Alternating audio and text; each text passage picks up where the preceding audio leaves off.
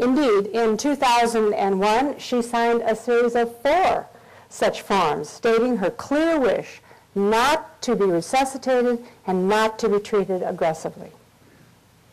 At age 82, she suffered severe stomach pains and she was taken to a hospital emergency room. Margaret was perfectly capable mentally. She brought with her her medical records, and she made sure that the 2 physicians who saw her in the emergency room had her medical records and her advance directives. She was treated and admitted to the medical unit, and her family went home.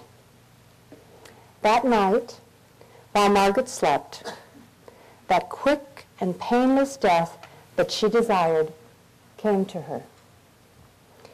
Her heart stopped, and she very quietly ceased breathing. Unfortunately, hospital personnel swung into action to steal this death from her. They called a full code. They shocked her heart back into contractions. They put her on a mechanical ventilator, and they transferred her to an ICU. Patrick's phone rang at 2:30 in the morning, and he could hardly believe what he found when he got himself to the hospital and saw his mother in the ICU. This woman, so determined never to be sustained by machines, was attached to many such machines. Tubes ran into her mouth, down her throat, into her lungs. Tubes ran up her nostrils. Tubes ran into her bladder, into her veins. She was tied to the bed so that she wouldn't pull out all these tubes that ran through her body. Poor Patrick began the difficult process of understanding the situation. How did this happen? What was the extent of his mother's condition? And what would she want now that her true wishes had been violated? She was able to communicate with him with hand squeezes.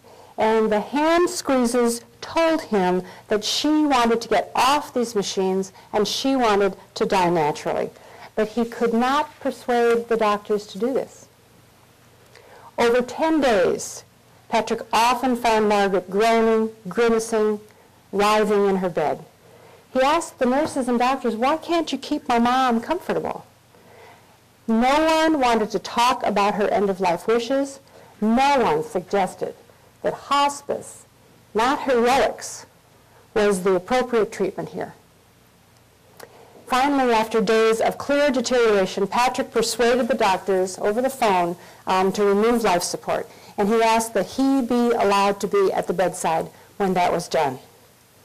1 hour later, Patrick arrived in the ICU to find the ventilator and all the equipment had been removed. His mother was alone in the room. She was gasping for breath.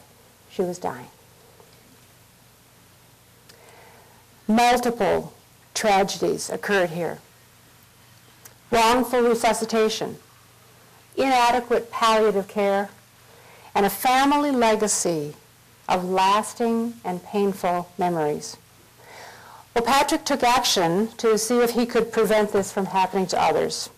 And ultimately, the State Department of Health did issue a citation to the hospital for violating Margaret's rights and failing to honor her wishes. But the Compassionate Choices lawsuit for elder abuse and violation of an advance directive was thrown out of court. Stories like Margaret's remain common across the nation. Too many people die in pain. Too many people suffer needlessly. Too many linger in distress, tied down, attached to tubes and machines as their advance directives go unheeded. Our nation can do better. We must do better. Medicare reimbursement for doctors to talk about these things with their patients is certainly one way to start. The terminally ill people I work with want very simple things. They want effective pain care. They do not want to suffer. They want to remain conscious and engaged in life as long as possible.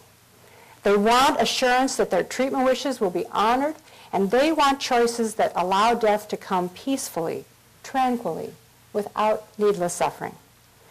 When I ask myself why these simple requests are so hard to fulfill, I conclude that it's because Americans want desperately to obscure death's inevitability. Political leaders collude with conservative religious forces to maintain a set of authoritarian, dogmatic rules where death is always the enemy, always to be fought, never to be welcomed, certainly not invited. Here's where religion comes in.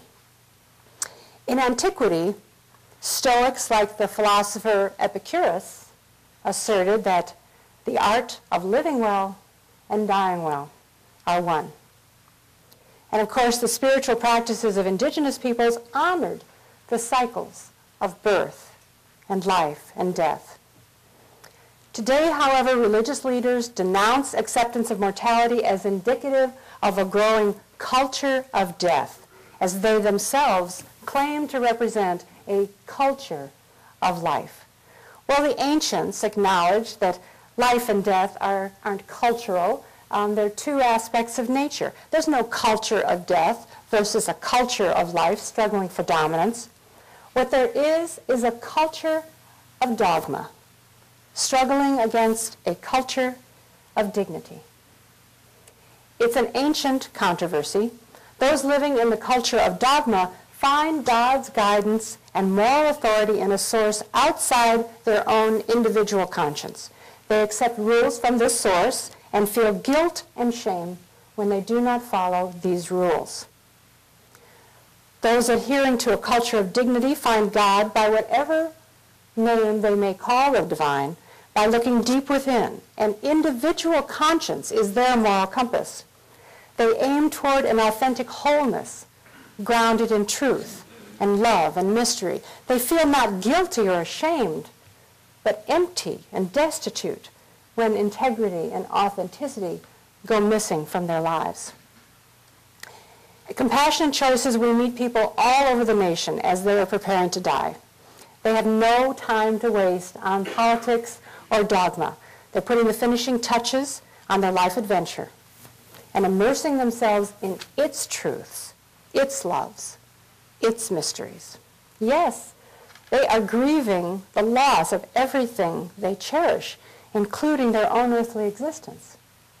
But over and over, we see how coming into the fullness of their personhood as they die and having choices about how to die helps remove the sting of death. We cannot choose whether to live or die, but we can assert some authority over its final decisions. And that authority matters very much and can enable people to relax into the process of dying. Just think of Art Buchwald, joking from his hospice bed, awaiting death after he decided to discontinue his renal dialysis. I have personally seen the effect of choice and control on the dying during 11 years of implementing Oregon's Death with Dignity law, and now an experience repeated in Washington. This is a regulated practice with strict eligibility requirements and procedural safeguards. It involves 3 requests, 1 in writing that's signed by witnesses. It involves 2 physicians, both of whom must certify that the patient is within 6 months of death, is mentally competent, is not functioning under any kind of duress or undue influence. If either the physician or the consulting physician feels that some depression or other mental impairment might be impacting judgment, the process stops and the patient must seek counseling. The experience over 11 years has debunked some very common misconceptions and myths. One misconception is quite paradoxical. You would think that when you decriminalize a process, that the incidence would go up. The incidence would increase.